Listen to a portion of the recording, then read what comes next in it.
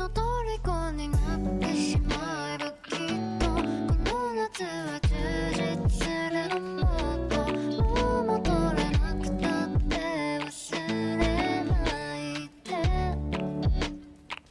でも気持ちを伝えてしまえばいつかこの夢は覚めてしまうだろうな青い影が揺れるマジカット君の虜になってしまえばきっとこの夏は充実するのもっともう戻れなくたって忘れないででも気持ちを伝えてしまえばいつかこの夢は覚めてしまうだろうな青い影が揺れるマジカット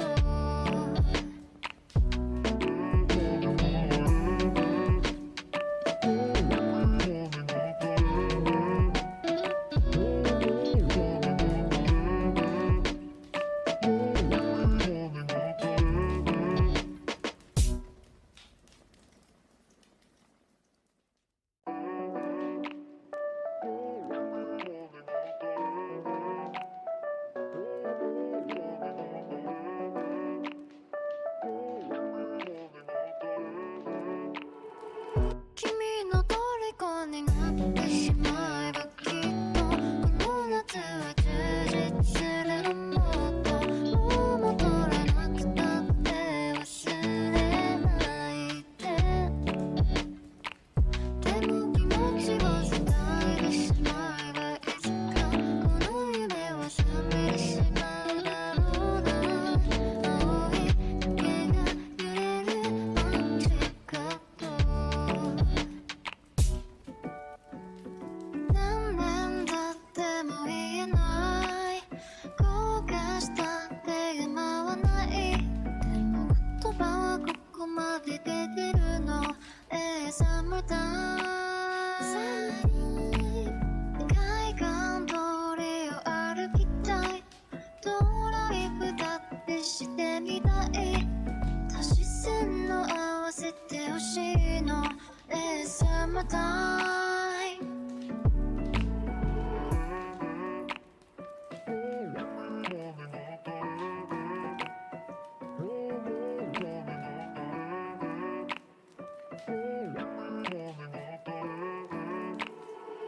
君の虜になってしまえばきっとこの夏は充実するのもっともう戻れなくたって忘れないで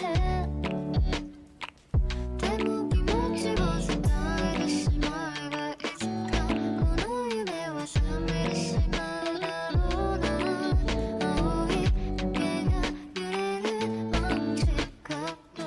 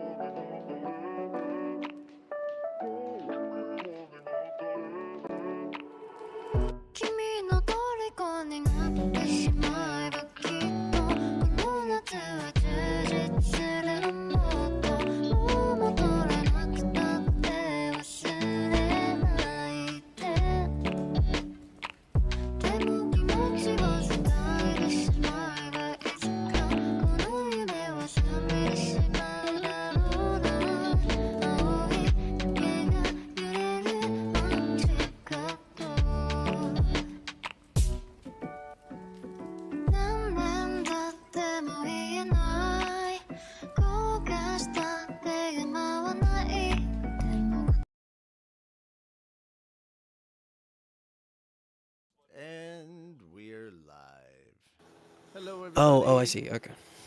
Ahoy hoy. Hoi, hoi. Hi.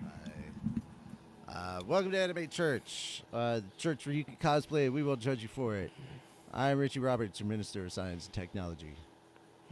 Moonlight Sparks, your Minister of Arceology. Praise Arceus.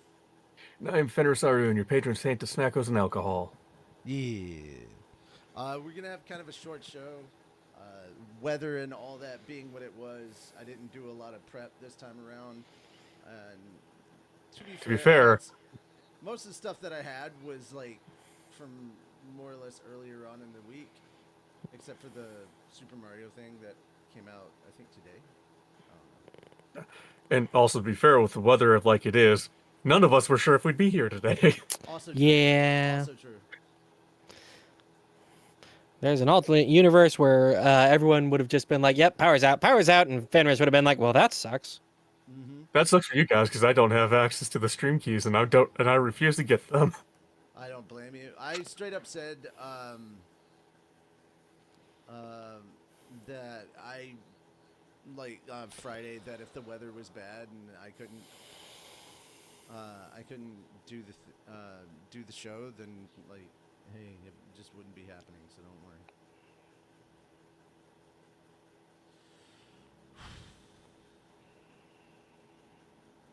Anyway.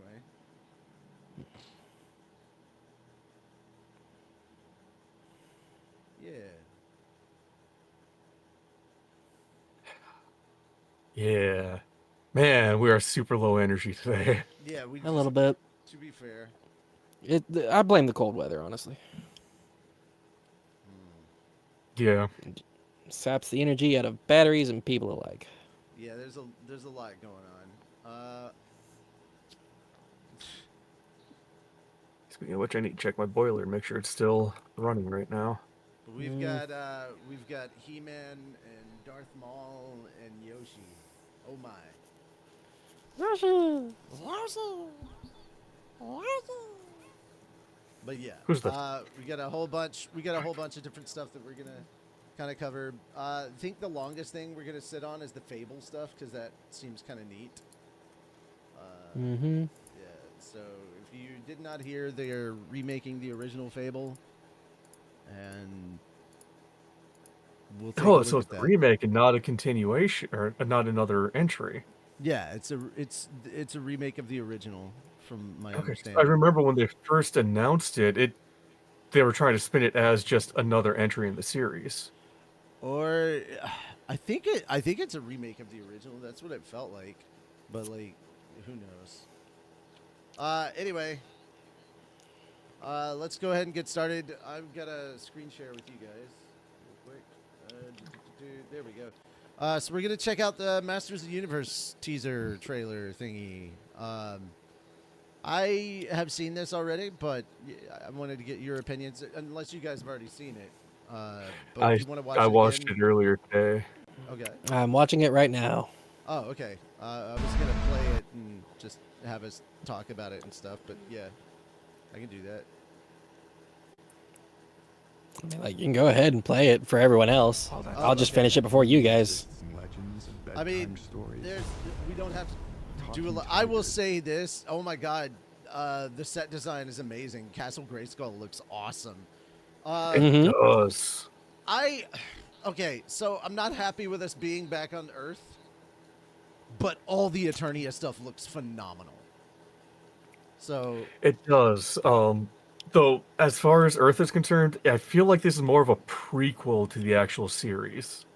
kind of, sort of. I feel like the Earth stuff. Apparently, when he was a kid, there was a war, and his mom sent him to Earth because she's actually from Earth. The canon lore is that Queen Marlena is an astronaut from Earth, and Randor fell in love with her and married her, and she became the queen, and that's Adam's mom. So like, legit, it falls for canon. Also, his whole surname being Glenn, that's actually her last name. She was Marlena Glenn, and so yeah. So he took his mom's last name, I guess, on Earth or whatever. I don't know. Or his mom forced him to take yeah. it while he was in hiding. Could be, yeah. But yeah. So at least this one makes more sense as to why they're on Earth in the first live My action. only hope is while they are on Earth, somewhere in the background, we hear what's going on. You know, I cry sometime when I'm lying in bed just to get it out. What's in my head? Okay, first, I said hey, and second, it's Yeah, not he. yeah. It's not yeah. he. It's. That was funny. I watched somebody who dresses up as Skeletor and did a review of this trailer today. That, let me tell you, that was a thing to have to sit through. Speaking of the Skeletor, the brief glimpse we get of him looks pretty awesome. He does look good. I'm worried what the voice is going to sound like because it is Jared Leto. I think that's perfect. You heard what he sounded like as Joker? Magic sword. His Joker was closer to Skeletor than it was Joker, but yeah. Exactly! That stuff. Let's just hope that he doesn't try to follow previous examples of people who played Skeletor or other traditions and send used condoms to his coworkers. Okay, yeah, no. Let's not do that. No, Let's yeah. not. I hope he didn't go full method. I will also say that, dude, probably the best shining spot of the old live action He-Man, the Dolph Lundgren one, was the fact that Frank Langella was amazing as Skeletor. Like, he did such a good job with that Skeletor. Also, I hope Skeletor does say, "Until we meet again!" I don't think that's going to happen, but I hope he does too. It would be so wonderful. Look, you can't make this and not throw some fucking memes in. This show has been meme to hell and back. Nah, not as much as some others, but yes, I agree. Fair, but still. Now, I would be disappointed if at somewhere Skeletor does the whole "joke's on you, I'm into that shit." I don't think that should happen. That one should Or not maybe be he there. walks into a room just saying, "Remember!" What am I supposed to do? Good lord. I Okay, remember. so any actual commentary on the trailer whatsoever, or is this just It meme looks fucking great. Yeah, It I really think so, does. too. It I looks was pretty I was phenomenal. honestly surprised with how good, especially when we're about to get to that Skeletor face reveal. That looks good. That looks good because they were saying And that also- the suit is practical, but the skull is CG, and I'm like, no, that's Of fine. course. That's That makes sense. how it should look. I'm wondering if they're gonna do the whole Keldor angle. Yeah, and please, if you're gonna tease something, don't tease the sequel. Tease Hordak. Give us Hordak. Like, if this does well, I want to see the She-Ra He-Man team up. I need that. Yeah. That's just me. But yeah, no, it's been mostly positive.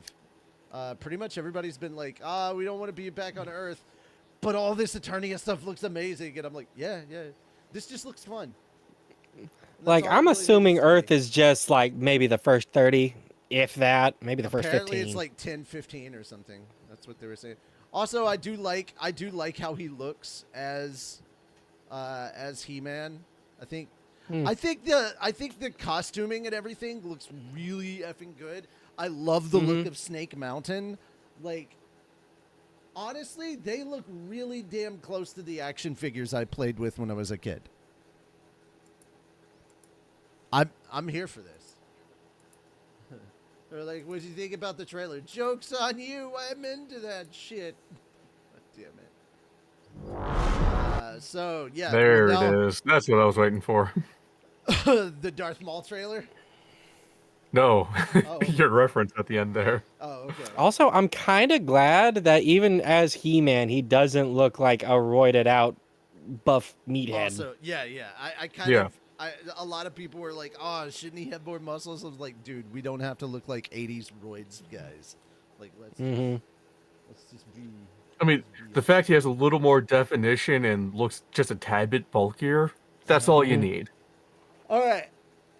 On to Star Wars. So we have the trailer for Maul, Shadow Lord, and if you haven't seen this one, we're about to go through it. This is definitely more adult in its tone for a Star Wars Good. show. This definitely feels like if you grew up watching Clone Wars or Rebels, and you're an adult now. This feels like that the natural evolution. Plus, if we're doing a main character Sith show, it would have to be darker, and people are gonna die because your main character is not a good person. Also, I am one of the few so happy things- that it's animated. one of the few characters that has still remained interesting throughout the telling of their arc is Darth Maul. I am super excited that we're getting more Sam Witwer Darth Maul. This is taking place during Empire time, early Empire. Times have changed. I will show you the galaxy for what it truly is. See things from a new perspective. Is this what our future holds? Yeah, because right there it looks like we're getting stormtroopers that are it's that Early transition stormtrooper. period between clone armor and stormtrooper armor. Yeah. Mm-hmm. So we're still very early Imperial times, but Oh yeah. Is this what our future holds? Always running. And we'll finally get to see how he became leader of the Blue I Suns. invite you to look more. now I'm really wondering what it is that we're getting here, because we got this Twilight girl intermingled in with this. Are we doing Darth Talon? Because if we are, oh boy. More closely.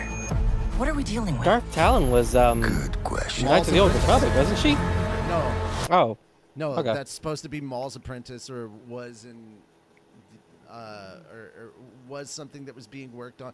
It was a script treatment that George Lucas had worked on for his 7, 8, and 9, and they just said no, we're gonna do our own thing. And I offer Right. you an opportunity.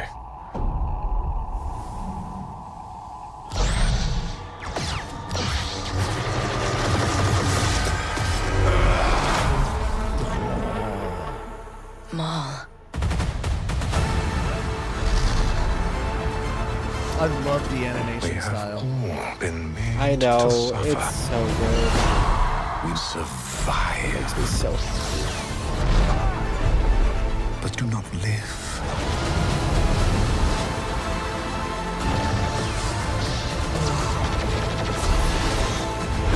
The Emperor wants you dead.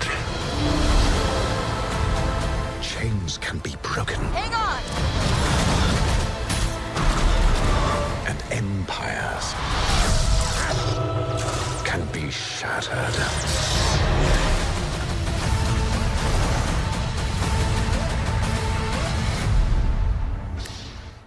Just yes. Just all of the yes from me. I'm so glad that they are incorporating Inquisitors into this. Yeah. Yes. Oh yeah. Because the Inquisitors were pretty good from Rebels. Oh fuck yeah. Oh yeah. And I'm Oh, just not just sitting here- Rebels, but from the Star Wars games. Yeah. Oh, true, the true. games too. Yeah. I really like that they're incorporating the Inquisitors simply for the fact that because they have to tie them in with Revan, because the guy that's in like the one that's in the mask that isn't hooded, that's the one that went after Maul when they discovered him in the Sith Temple or whatever. Call me old master or whatever. But it was so good. Yeah, Maul's been such an interesting character for such a long time, and I'm really glad that we have him back. And yeah, I want to like the animation style. There's a subtle animation difference between this and some of the earlier stuff that they were working on with Clone Wars and Rebels. It feels like they're evolving more with their animation. They're like, hey, we're gonna do the. It feels like it's kind of like 2.5D in a way, and I like that. Mm-hmm. Yeah. But yeah, I'm so glad it's animated. I'm so glad that we're back with Maul. I like this. There's just something interesting about him as a character. He's such a tragic figure. Yeah. I mean, he's been kind of a fan favorite since the Phantom Menace way yeah. back in the day. Oh, yeah. Absolutely. Alrighty. Any other thoughts before we move on? Not for me. Good? Just want to see it. Yeah, same. All right. Let's go to our last thing. The Super Mario Galaxy Yoshi first look. Apparently, this was what started the Nintendo Direct this time. So instead of making you wait to the end, they just started off with it. I was like, all right, cool, yeah, good. I think they knew they needed a high note because of all the negative press that's been happening. Yeah. So we got Odyssey. Yep. Oh, The- you're here now. The Where's the Morocco's troubled pipe? Where's this? Okay. Nice. Okay, there we go. Yes! I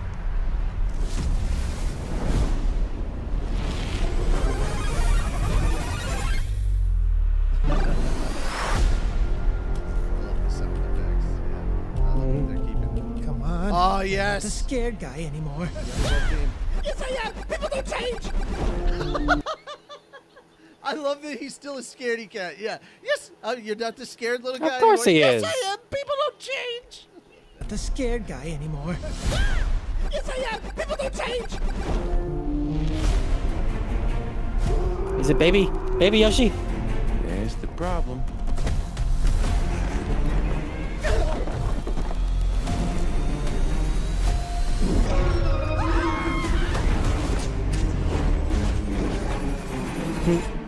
Oh damn, the frog suit. Birdo or Cheep, whatever it is. Oh, It's all right. watching on your own. Gotcha. Oh, my bad.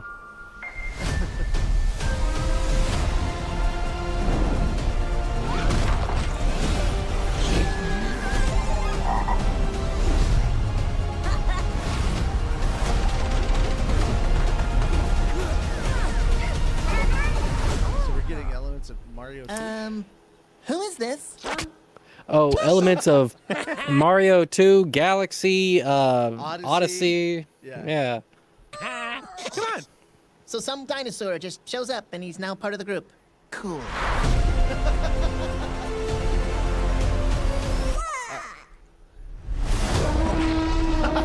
That's the Jurassic Park T-Rex sound. Yeah. With baby Mario and Luigi. Yep. And What holding happened? a whatever it's called, the Super Scope. I don't know. I just was It's like, the oh, there's a Nintendo gun. bazooka. Oh, okay. I was like, there's a gun? Yeah. Anyway. Yeah. So there we go. There, guys. Yeah. We got ourselves a Yoshi. I love that they used Yoshi's theme as well. Like, there was good musical choices there. All right, so we'll stick with Frog Luigi there. Yeah, that looks good. Yoshi's very expressive. I like this. I mean, I was already interested. I was already down to watch, you know, Super Mario Galaxy, but yeah, this just reaffirms that it's a good idea. Oh my God, the little Yoshi egg on the boat. Ah, that was Nice. good. Yep. All right. That's pretty much it. Anybody got anything else they want to add to this? I like their movies better than what they're doing with Yeah. their games and stuff. Their movies are definitely better than their gaming is going right now. That's just me. All right. Let's move on to full-on gaming. Let's go to Fable. This is our only gaming thing that we're talking about.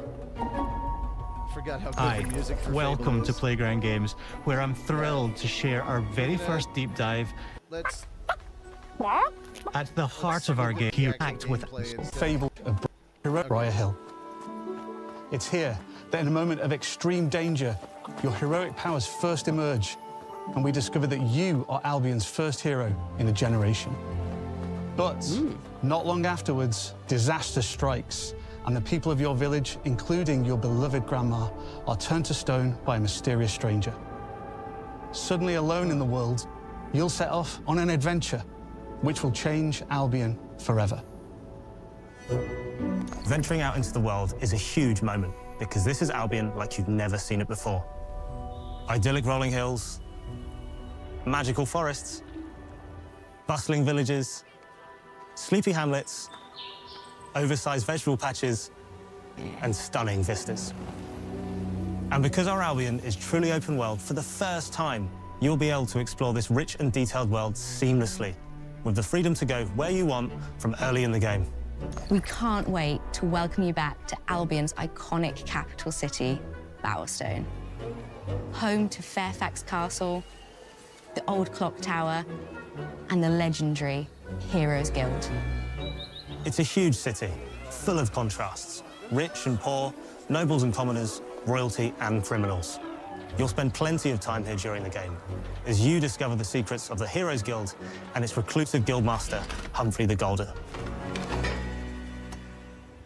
In the north of Albion, you'll find mountains, craggy coastlines, spooky marshes, and the bleak, windswept city of Bloodstone.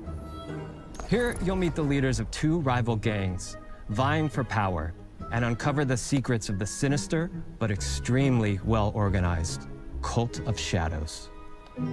Our Albion is beautiful, handcrafted, and richly detailed. In Albion, heroes are special, different. They're stronger than regular people. They're more skillful, more charismatic. More importantly, they're those rare humans who can harness and use magic in the world around them. They have the power to do what they want. And so do you. In our game, we want you to play as the hero you want to be. And that starts with being able to choose how your hero character looks. So, in Fable, you'll be able to pick from a range of... Yeah, I was wondering if we were going to be stuck as the character we saw in the trailer. I was like, ah, man, please let us be able to... different character heads. Nah, I knew it was going to be, like, you always get to choose what you look like. And scars. So the hero you play represents you. But as well as your appearance, you can be the hero you want to be through the way you play, through the skills and abilities you learn, and through the weapons you use. Just like the classic trilogy, heroes in our game fight with a combination of strength, skill, and will. Seamlessly blending melee and ranged weapons with magical abilities gives us style-weaving combat. Allowing you to show off your personal playstyle against single opponents and large groups of enemies alike. Melee is at the heart of our close quarters combat. You'll use light and heavy combos, often knocking enemies off balance and executing stylish finishers. Swap to your ranged weapon to bypass enemy guard and deal with troublesome flying enemies. And of course, you'll be able to unleash your powerful spells to both manipulate and devastate your opponents. We're excited to be bringing back some fan-favorite adversaries for you to fight.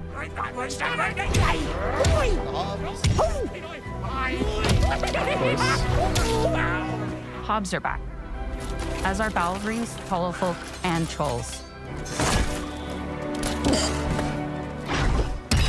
And we're adding brand new enemies too, like this fearsome cockatrice, a giant fire-breathing chicken. Each enemy family is different, with their own weaknesses to exploit and defenses to overcome. But with all the unique tools in your combat toolbox, how you defeat your enemies is up to you.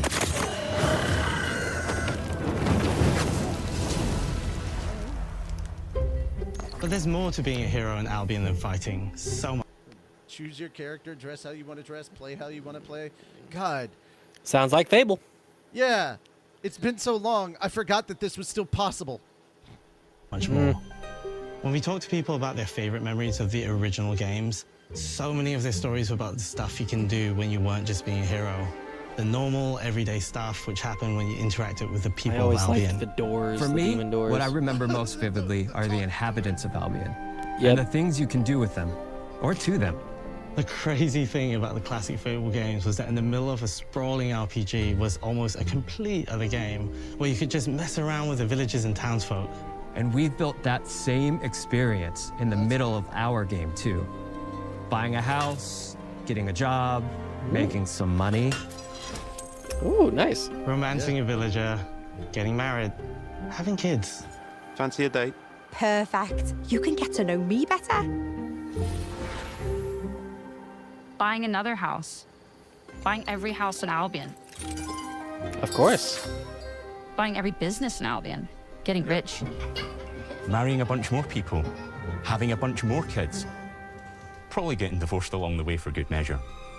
And this game within the game is unique to Fable. It's systemic, interconnected, and you see the ripple effects of the things you do everywhere you go. And all of this revolves around the people who live in Albion, who we call the living population. There are more than 1,000 of them, and every single one is unique. Each of them has a name, a role, a daily routine, and their own personality. You could follow any one of them for a day and just watch them live their life. They'll get up, go to work, spend some leisure time on hobbies, then go home to bed.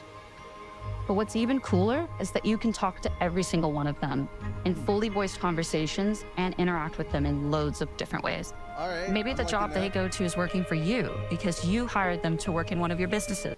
It's so funny, like, now that I'm thinking about it as Fable, I'm like, yeah, this stuff has always existed, and then I'm like, why don't more games do this? Right. Working hard? How can I help you, boss? Maybe the bed they sleep in is in a house you own because you're the landlord. Or maybe their bed is on the street because you evicted them. All right. Oh, it's you. You're awful.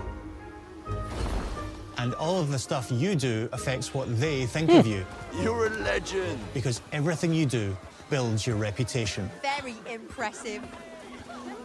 Now that's an hero right there. Morality has always been super important to Fable. That tension between good and evil underpinned all of the original games. And morality is central to our game too. But we have a slightly different take on it. For us, morality isn't black and white. There are lots of grey areas. And importantly, morality is subjective. No two people see things exactly the same way. And that's how it works in our game too. Everything you do earns you a reputation. And every person in Albion will have a different reaction to you as a result. Hello there. Yeah, we get it. You're rich. They'll remember things you did directly to them. I like that. They'll Yeah, love yeah, you we or get hate it. you You're for the rich. choices you make. And they will always tell you why. Although, usually from a safe distance.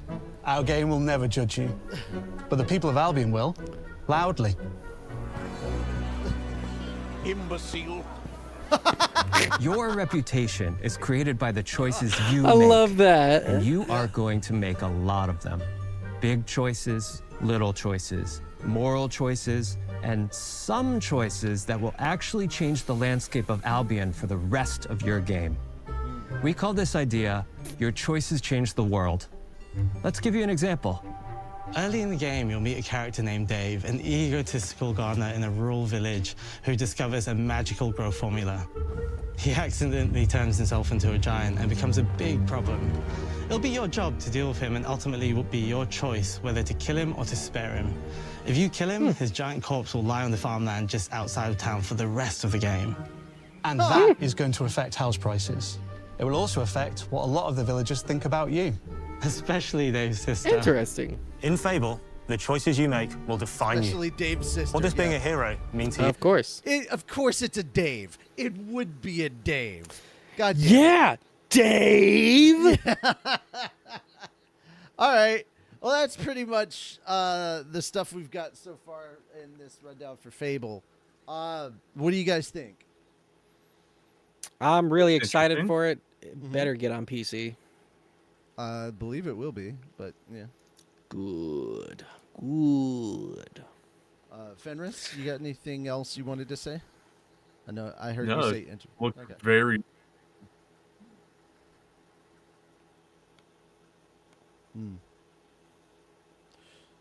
Alrighty. Well, yeah, it's been so long since we had a game like this where like your choices mattered so much to how the game behaved that I almost forgot. Oh yeah, this was how Fable was.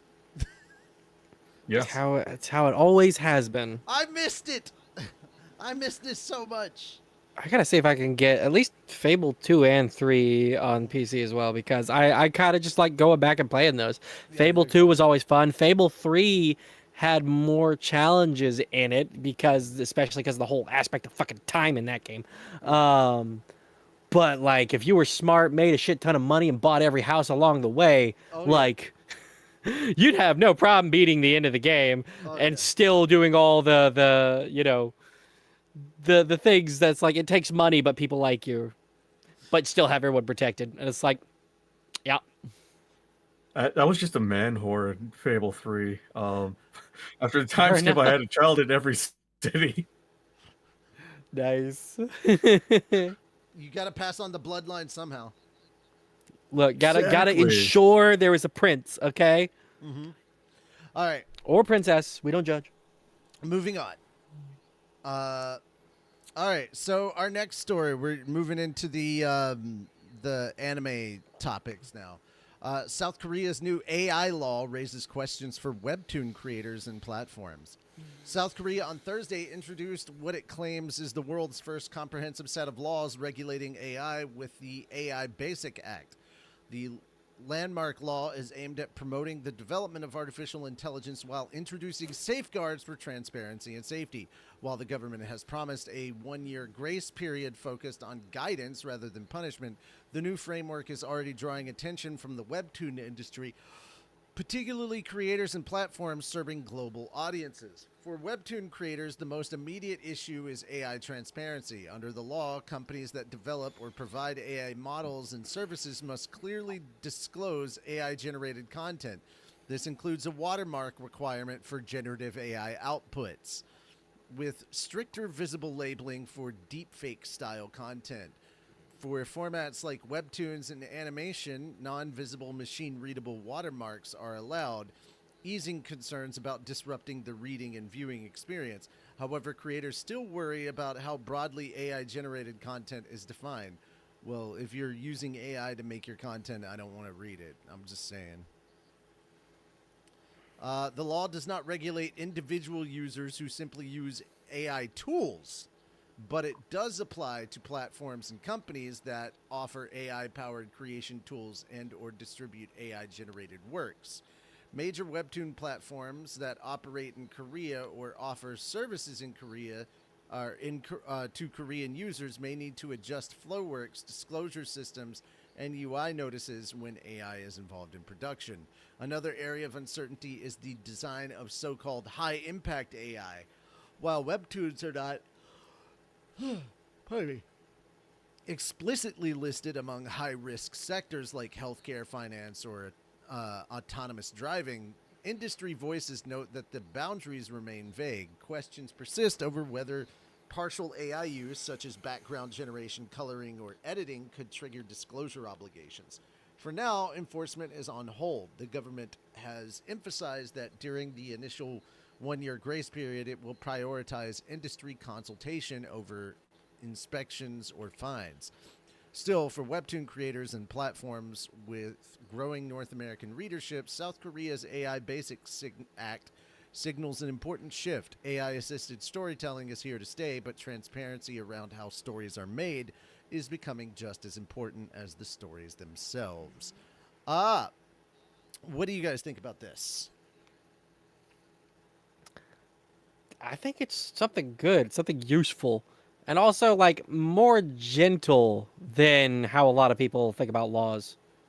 I agree. Because usually everyone like thinks of the law as the stick, but it can be the carrot too. Mm-hmm. It can be a guiding force as opposed to a punishing one, just depending on how it's done. It's just that a lot of the times it ends up being a punishing one because of how people abuse or skirt around the law. But yeah, I think this is a step in the right direction.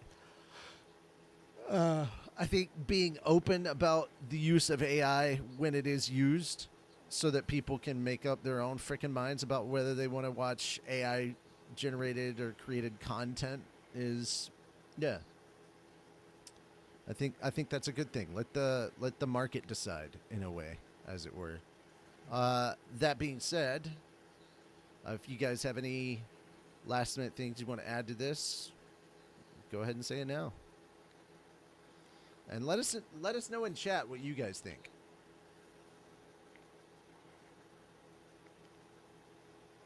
Alrighty. So yeah, Jeopardy Tournament of Champions opens with anime category, and yeah, I watched the video and I was like, huh, I knew most of this stuff. The massively popular American was My Neighbor Totoro. That was the one I didn't know. I also answered Spirited Away. I didn't think Spirited Away, but I didn't remember Totoro. So that was what was the Okay, but what would the answer be? The what is My Neighbor Totoro? Oh, okay. Okay, yeah. No, I see. The thing is Well, that the one that they had the one that the three of them had trouble with was like the easiest one as far as I was concerned. I was like, I know, it's right? Naruto. What was it? I haven't seen it yet. It was Naruto. Yeah, but what's the thing? What was the answer that was given that they had to bring a question to? I don't fucking remember. I just know that it was is correct. easy. We're so glad you're here. Y'all are latest. Okay, so you'll have to There's watch a the picture video of and find Naruto. out. Yeah, there's. Well, I don't know if they should. I don't know if that was for Giving us. me an They didn't error see it. code No, 152. no, when we're opening literally. it. They put a picture up when it came up. Yeah. Yeah, they put a picture of Naruto up, and none of them were able to answer it. But they Seriously? knew. How do you know Naruto? But you know. How do you know Attack on Titan? But you don't know Naruto. Get the fuck out of here. All right. How do you know My Neighbor Totoro and not Naruto? Okay. Because anime was a mistake. That's clearly it. Jeopardy is no stranger to using anime, manga, and video games as categories or questions for its show. In September 2025, the game featured an answer about hit anime series Demon Slayer in the movie sequels category. Neat. Show Naruto law for reals. Yeah, exactly. I'm like, dude. All right. Let's move on to our next thing. So Oscars season is ramping up. The award season for Oscars. We got nominations for K-pop Demon Hunters. The award ceremony will take place at the Dolby Theater in March 15th. K-pop Demon Hunters has been nominated for Best Animated Film and also Original Song category for Golden. Other nominees for animated feature film include Zootopia 2, Elio, Arco, and Little Melie, or the character of Rain. My thing is, I think it should, honestly, the only one that I think would compete with this would be Zootopia 2, but I think it should be K-pop Demon Hunters that wins that one. I'm just saying. That's just, yeah. I don't know a lot about what's going on in the Oscars movies because I haven't seen them yet. Usually, a lot of the times, I'll check out new stuff based on what was nominated. So, and to be fair, a lot of the stuff that gets nominated is stuff that kind of flew under my radar. But like once I watched it, I was like, man, this is really good. Elio doesn't even hold a candle. Gotcha. Are you guys gonna watch the Oscars in March or? Anybody planning on that? Nope. Yeah, I don't. Probably not. Yeah. I mean, I'm just going to find out who won the next day online anyway, so yeah. Exactly. All right, Moon, this one's you. Woo. All right. Secret Labs gotta seat 'em all with new Pokemon gaming chairs. Many Pokemon trainers are probably always on the go on their way to get the next gym badge, but even a future Pokemon master needs to sit down every now and then. Gaming chair and desk maker Secret Lab has Pokefans covered as it has announced on Thursday that it is releasing Titan Evo chairs themed after popular Pokemon Pikachu, Eevee, and Gengar. The chairs start at $684 US, and they are for sale in the US, Canada, Europe, and Australia. However, only the Eevee chair is available in the UK. Based. Much like its other gaming chairs, Secret Lab's new Pokemon chairs feature Cold Cure foam, a pebble seat base, 4-way lumbar support, and a soft, breathable fabric. They also include Easter eggs, such as the Pokemon's Pokédex numbers, type symbols, and related evolutionary line. In Eevee's case, all 8 evolutions adorn the chair art. No, evolutions. Oh, I misread it. Yep, Evolutions. The company teased the collaboration on Monday. Secret Lab preview. Yeah, okay. Yeah, But that looks cool. That's adorable. That looks neat. That looks, but $684, guys. I'm good. Do you know what economy we're in right now? Nobody can. Pokemon fans can't afford this. Their parents can't afford it either. We're broke. Give us a break. Anyway, all right. This is a luxury item, clearly. Rumiko Clearly, Takahashi. but my main question is, when are we getting the Pal World version? Yeah, that's like half price. Yeah. Half? Like, I expect it to be quarter price. Okay, so Rumiko Takahashi visited San Francisco's manga exhibition.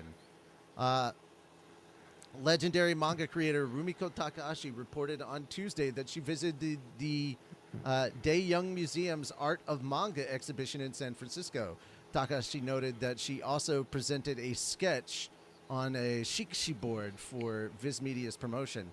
The autograph board features Inuyasha and Kagome, who is apparently reading Urusei Yatsura. That's great. So, reading.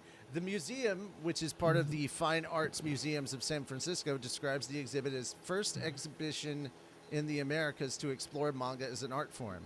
It features the original manga art by Takahashi Fujio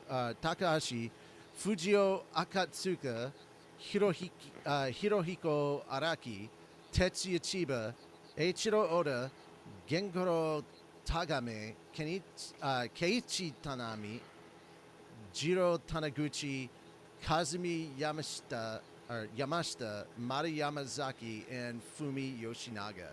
The exhibit opened on September 27th of 2025 and will run until February 1st. In her career of over 3 decades, Takahashi has created manga such as Urusei Yatsura, Maison Hikoku, Mermaid Saga, Rumik Theater, Ranma 1/2, 1 Pound Gospel, and Inuyasha. Many of her works have become internationally popular and inspired anime and live-action adaptations. Yep. And there we go. Just thought that was kind of cool that Rumiko Takahashi actually came over here for a manga exhibition. I thought that was pretty neat. I don't really have much to say other than that. Alrighty. Oh, I think we're going to have some thoughts and opinions about this. Former Nintendo of America president Doug Bowser joins Hasbro's board of directors. Oh, God. Hasbro announced on Tuesday that it has appointed former Nintendo of America president Doug Bowser into its board of directors. The company also appointed chief executive officer of the Honest Company Incorporated, Carla Vernon, into the board. Bowser retired from Nintendo on December 31st. Yeah, now this is all just backstory. So, guys, what do you think about this? I'm sure you have opinions. I swear to God, if they try to pull another stunt like they did with Dungeons and Dragons, trying to copyright everything everyone ever made. I was gonna say, dude, as if D&D didn't have enough problems. Now one of its board of directors is Doug Bowser. I'm honestly surprised EA did not take him. Guys, considering Hasbro's track record recently, no, this makes sense.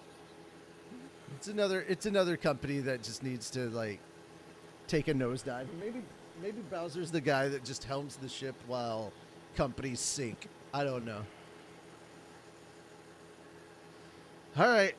On to the next thing. San Diego Comic-Con bans AI-generated material in art show. Yeah. Let's hope you guys do much better than Anime Expo did.